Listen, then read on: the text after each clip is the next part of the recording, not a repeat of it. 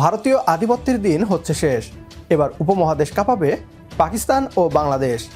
ভারতীয় উপমহাদেশে একক আধিপত্য বিস্তার করে এসেছে ভারত।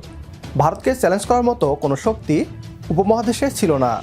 ফলে ভারত বাংলাদেশ সহ উপমহাদেশের ছোট দেশগুলোর রাজনীতিতে হস্তক্ষেপ করে নিজেদের হাতের পুতুলের মতো নাচাতে শুরু করে।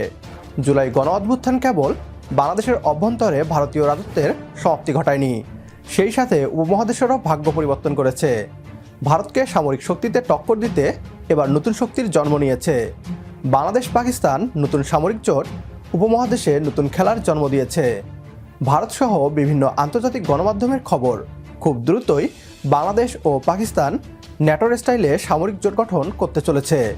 ভারতীয় আধিপত্য বিরোধী এই জোট বাংলাদেশ ও পাকিস্তানের মাধ্যমে শুরু হতে চললেও ভবিষ্যতে এতে উপমহাদেশের অন্যান্য দেশগুলো যোগ দিতে পারে। বিস্তারিত থাকছে আজকের এই ভিডিওতে।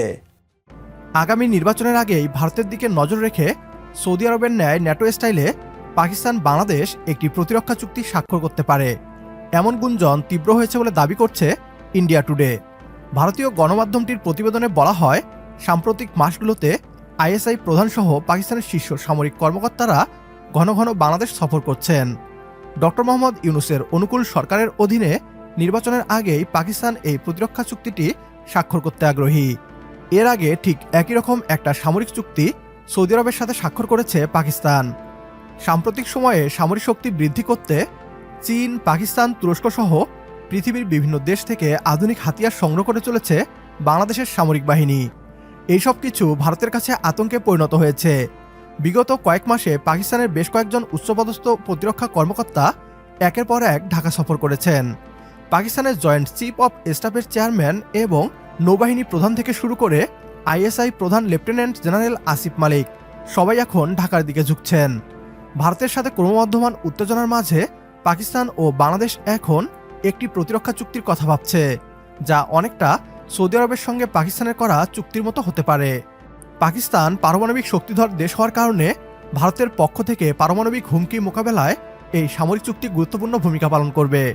বর্তমানে উপমহাদেশে ভারত বিরোধী বাতাস বইছে। কেবল বাংলাদেশ নয়, নেপালের মতো হিন্দু সংখ্যাগরিষ্ঠ দেশও ভারতীয় আধিপত্যবাদ এবং রাজনীতিতে হস্তক্ষেপ বিরোধী অবস্থান নিয়েছে। বাংলাদেশ পাকিস্তানের এই সামরিক জোটে ভবিষ্যতে আরও ভারত বিরোধী শক্তিগুলো যোগদান করতে পারে। এটি ন্যাটোর স্টাইলে আরও একটি বৃহৎ সামরিক জোট হওয়ার পথে। ইউরোপীয় দেশগুলো রাশিয়ার হুমকিকে মোকাবেলা করতে ন্যাটো তৈরি করেছিল। এবার ভারতকে মোকাবেলা করতে পাকিস্তান বাংলাদেশ মিলে নতুন সামরিক জোট গঠনের পথে। প্রিয় দর্শক, বাংলাদেশ ও পাকিস্তানের নতুন এই সামরিক জোটকে যদি আপনিও সমর্থন করেন, তাহলে কমেন্ট বক্সে ইয়েস লিখে জানিয়ে দিন আমাদের।